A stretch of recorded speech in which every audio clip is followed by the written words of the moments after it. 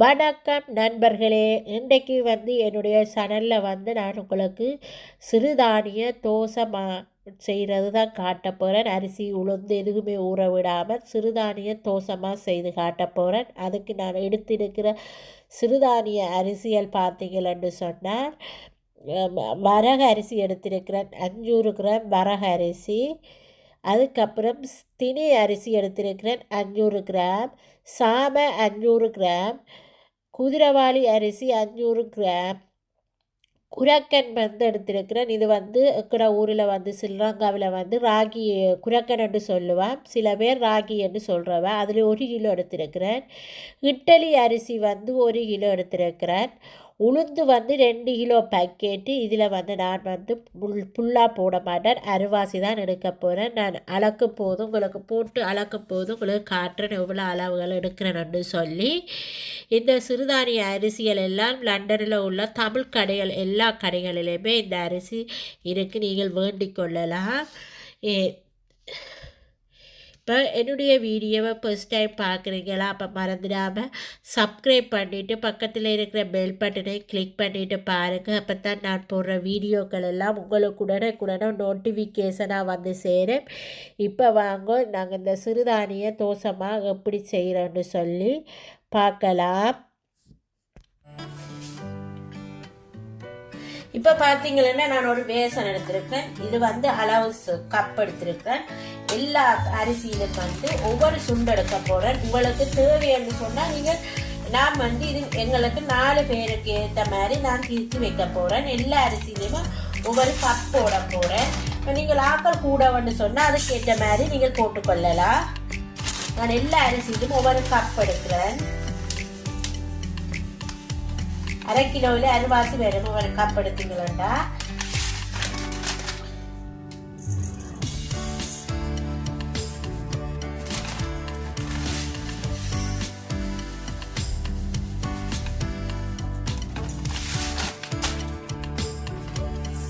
இந்த ஒவ்வொரு கப் எடுத்துட்டு மீறி இருக்கிற அரிசியை நீங்கள் வச்சீங்கன்னு சொன்னா அடுத்த மாசத்துக்கான மாத்திரிக்கக்கூடிய மாதிரி இருக்கும்.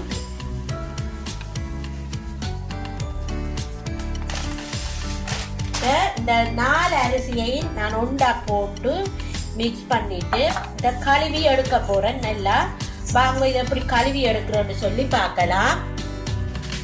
இப்ப பாத்தீங்கன்னா நான் கழுவ போறேன். இந்த அரிசி ஒரு 10 தரம் கழுவினால்தான் நல்லா வெள்ளியா வரும். இப்ப பாருங்க முதல் தரமே கழுவி எடுக்கிறேன். எப்படி வருது அந்த தண்ணி எந்த நிறத்துல வருமாட்டு நல்லா பிணைஞ்சு கழுவி கொள்ளுங்க. இந்த அரிசி ஊற விடக்கூடாது, நல்லா பிணைஞ்சு கழுவ வேணும். இது பாருங்க கழுவைக்கே உங்களுக்கு தெரியுது எவ்வளவு கூழா ஊத்தியா வருது. பக்கெட்டில வருது இப்படியே போட்டு நீங்க இது மாத்திரிக்க கூடாது. நல்லா கழுவி எடுக்கணும். ஒரு 10 தரம் கழுவ வேணும். இந்த சிறுதானிய அரிசி எப்பவுமே நீங்க சமைக்கும் போதோ இல்ல என்னத்துக்காவது இந்த அரிசி ஒரு 10 தரம் கழுவினீங்கன்னு சொன்னாதான் நல்லா வெள்ளியா வரும். பாருங்க எப்படி ஊத்த போகுதுன்னு சொல்லி என்ன நிறத்துல போகுதுன்னு பாருங்க. நீங்க கழுவ அது இந்த வெள்ளியா தண்ணி வரும் வரை நீங்க கழுவி எடுங்க.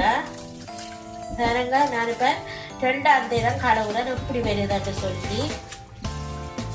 இந்த சிறுதானிய அரிசியல் கொஞ்சம் கலர் பாருங்க இப்படி ஊத்தியா வருதுன்னு பாருங்க. ஆனா அரிசியை பாத்தீங்கன்னா நல்ல வெள்ளியா இருக்கிற மாதிரி உங்களுக்கு இருக்கும். ஆனா நீங்க கழுவத்தான் தெரியும் அதுல இருந்து இவ்வளவு ஊத்த வருமாட்டு.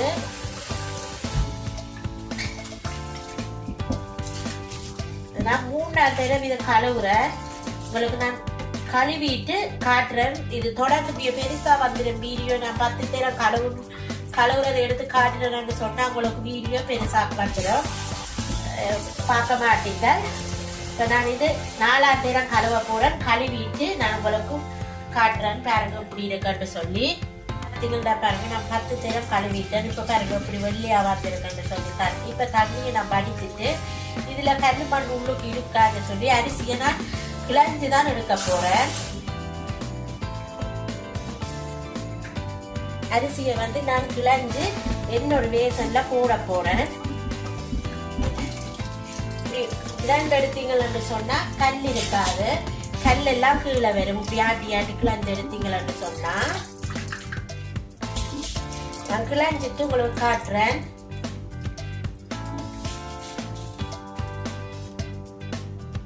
இப்போ பார்த்தீங்களா அரிசி நான் கழுவி கிளஞ்சி எடுத்து வச்சிருக்கிறேன் பாருங்க. இதை இப்போ நான் காய விட போகிறேன். காய விடுறேன்னா நான் வீட்டுக்குள்ளேயே தான் காய விட போகிறேன். பேப்பர் போட்டு பேப்பரில் காய விட போகிறேன். இதை எப்படி காய விட்டு எடுக்கிறேன்னு பார்க்கலாம்.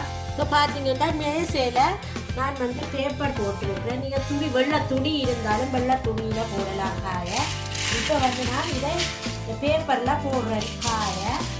இது வெயிலில் வச்சிங்கன்னு சொன்னால் ஒரு நாள்லேயே நல்லா காஞ்சிடும். நான் இப்போ வீட்டுக்குள்ளே இந்த புளி 2 மணியாக இது நல்ல வெயில் 2 வேலையில், அதனால நான் வீட்டுக்குள்ளே காய விடுறேன். ஹீட்டர் போட்டுருக்கேன், அதனால் காஞ்சிடும் டக்கண்டு. இது நான் 2 நாள் இதில் காய விட போகிறேன். 2 நாள் காய விட்டீங்கன்னு சொன்னால் தான் இந்த மாவு பழுதாகாமலே அப்படியே இருக்கும்.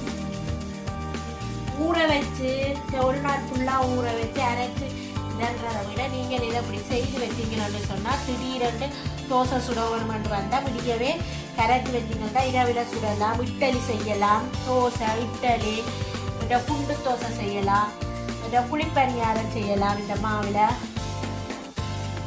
தோசை மட்டும்தான் செய்யலாம் இல்லை, எல்லா வகையான சாப்பாடும் இந்த மாவில் நீங்கள் செய்யலாம். களி கிண்டலாம்,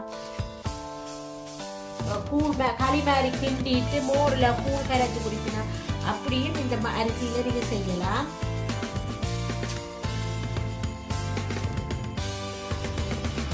பாருங்க, நான் இப்போ அரிசி காய விட்டுருக்கிறேன். இது இன்னும் 2 நாள் காயட்டுக்கும். இந்த அரிசி காஞ்சதுக்கு பிறகு நான் உங்களுக்கு காட்டுறேன். உங்களுக்கு திரிக்கும் போது நான் உங்களுக்கு காட்டுவேன் எப்படி திரிக்கிறேன்னு சொல்லி. இப்போ மீதி இருக்கிற அரிசிகளையும் கழுவி எடுத்துக்கொண்டு வருவேன் வாங்க. இப்போ இட்டலி அரிசி எடுக்கிறேன் பாருங்க. இந்த வெள்ளை அரிசி இட்டலி அரிசி. இந்த அரிசி இட்லி சொன்னாலும் வேறு எந்த அரிசியும் நீங்கள் பாவிக்கலாம். இதில் ஒன்று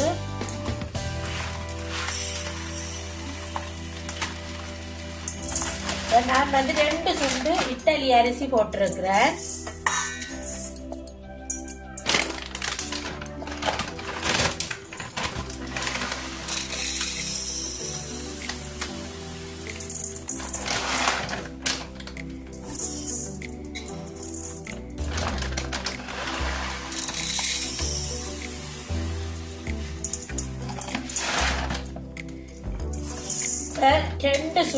ரெண்டு சுண்டு உளுந்து போட்டிருக்கிறேன். நான் சரி கருவாசி போட்டிருக்கிறேன். நீங்கள் எப்படி போடுறதாலும் போடலாம். ஏனென்று சொன்னால் இது மா செப்பரேட்டா திரிச்சு வைப்பேன். இதே ஒரு 1.5 சுண்டு எடுத்தேன்னு சொன்னா அதுல 2 சுண்டு சிறுதானியமா எடுப்பேன். அப்ப அதால தான் நான் உளுந்து சரி சாப்பிடா போட்டிருக்கிறேன். நீங்கள் எப்படி விருப்பப்படுறீங்களோ அதுக்கேற்ற மாதிரி போடுங்க. இதையும் நல்லா கழுவி எடுப்பேன். கழுவாம நீங்க திரிக்காதீங்க. எல்லா அரிசியையும் கழுவி காய வச்சு திரிச்சு வச்சிங்கன்னு சொன்னா ஒரு 2 மாசம் பாவிக்கலாம். நீங்க கழுவாம திரிச்சாலும் அதுக்கும் 2 நாள் பாவிக்கலாம். ஆனா கழுவி திரிச்சிங்கன்னு சொன்னா கொஞ்சம் துப்புரவாகவும் இருக்கும், ஹெல்த்தியாகவும் இருக்கும், ஆரோக்கியமாகவும் இருக்கும். இப்போ பாருங்க, இந்த அரிசியை நான் 2-3 தண்ணியில நல்லா கழுவி எடுப்பேன்னு சொன்னா உளுந்து கொஞ்சம் கழுவ இதாயிருக்கும், டஸ்டா வரும். அதால நான் ஒரு 4-5 தண்ணியில தான் இந்த இதுக்கும் கழுவி எடுப்பேன். இதுல பாத்தீங்கன்னா உளுந்து கூட இருக்கிற மாதிரி இருக்கும், அரிசி குறைய இருக்கிற மாதிரி இருக்கும். அதான் எல்லாம் ஹெல்த்தியும் கூட. இதுல கல்லு மண் இருக்காது. இதை நல்லா கழுவி எடுத்தீங்கன்னா சரி. பாருங்க, பால் மாதிரி வரும் தண்ணி, இப்படி வரும். இது நல்லா வெள்ளையா வரும் வரை கழுவி எடுங்க.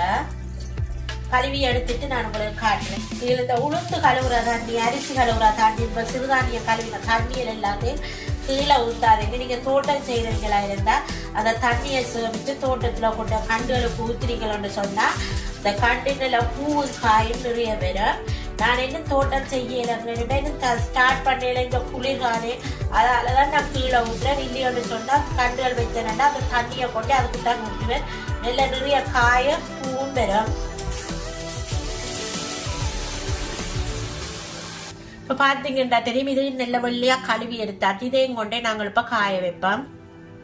இப்போ பார்த்தீங்கன்னா உங்களுக்கு தெரியும், உளுந்து அரிசியும் கழுவினதும் காய விட்டுட்டேன். இதே மாதிரியே குரக்கனையும் நான் கழுவி காய விட்டுட்டு உங்களை திரிக்கும் போது காட்டுறேன்னு எப்படி இருக்குன்னு பாருங்க.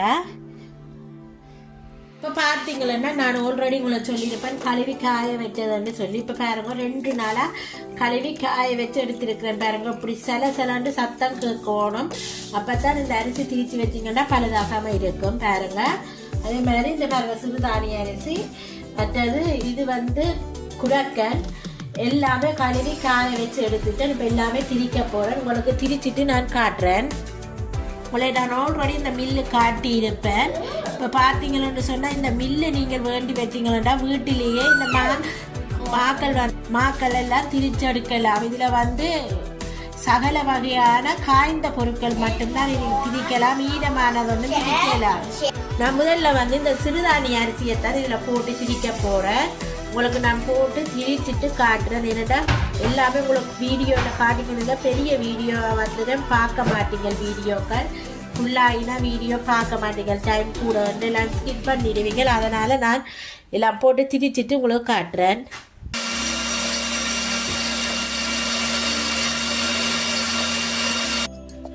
பார்த்தீங்கன்னா உங்களுக்கு தெரியும் நான் மாவெல்லாம் திரிச்சிட்டேன். இது இந்த சிறுதானியமா உங்களுக்கு கலர்கள்லேயே பார்க்க தெரியும். இது சிறுதானியமா, இது உளுந்து அரிசியும் திரித்து வச்சிருக்கிறேன்.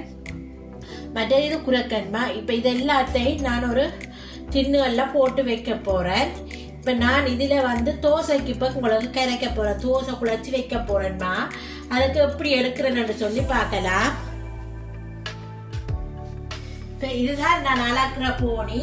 இதால அளக்கிற கப்பு, இதால நான் 1 கப்பு அரிசியும் உளுந்தும் சேர்ந்த மா போட போறேன்.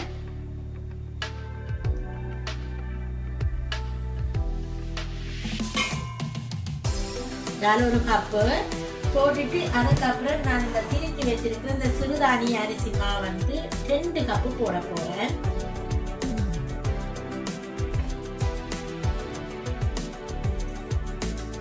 கப்பு போட்டிருக்கிறேன். இதை இப்படியே நாங்கள் குழச்சி வச்சோம்னு சொன்னா விடிய நீங்க குழச்சி வச்சீங்கன்னா இரவு தோசைக்கு ரெடி ஆயிருக்குமா. இப்போ பாருங்க இது போட்டு மிக்ஸ் பண்ணிட்டு நான் இப்போ குழச்சி வைக்க போறேன். இதுல நான் குரக்கன்மா போடையில குரக்கன்மா தோசை சுடையக்கில நான் இதே அளவில் தான் குரக்கன்மாவும் போட்டு சுடுவேன். இப்போ நான் சிறுதானிய தோசை சுட போறேன். அதுக்காக போட்டிருக்கிறேன். நான் இப்போ உங்களுக்கு கரைச்சிட்டு காட்டுறேன். இப்போ தோசைக்கு மா கரைக்கிறதுக்கு நான் இப்போ இந்த உப்பு தான் எடுத்துருக்கிறேன். உப்பு போட்டிருக்கு. இப்போ நான் தண்ணி விட்டு இதை குழச்சி வைக்க போகிறேன். இப்போ நான் 1 கப்பு தண்ணி விட்டுட்டு நான் குழைக்கிறேன்.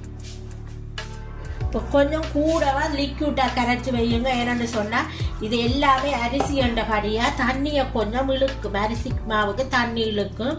அதால் நான் கூட தண்ணி விட்டு கரைச்சி வைக்கிறேன்.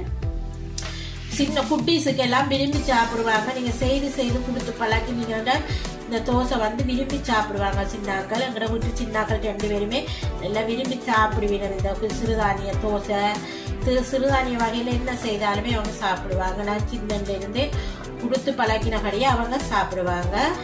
நீங்களும் கூட சின்ன பிள்ளைகளுக்கு சின்னலேருந்து கொடுத்து பழக்கி கொண்டு வாங்க.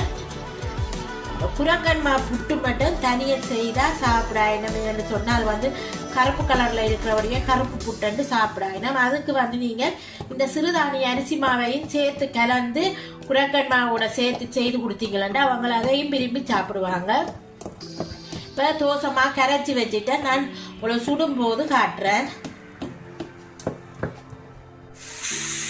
பார்த்தீங்கன்னா நான் சிறுதானிய மாவில்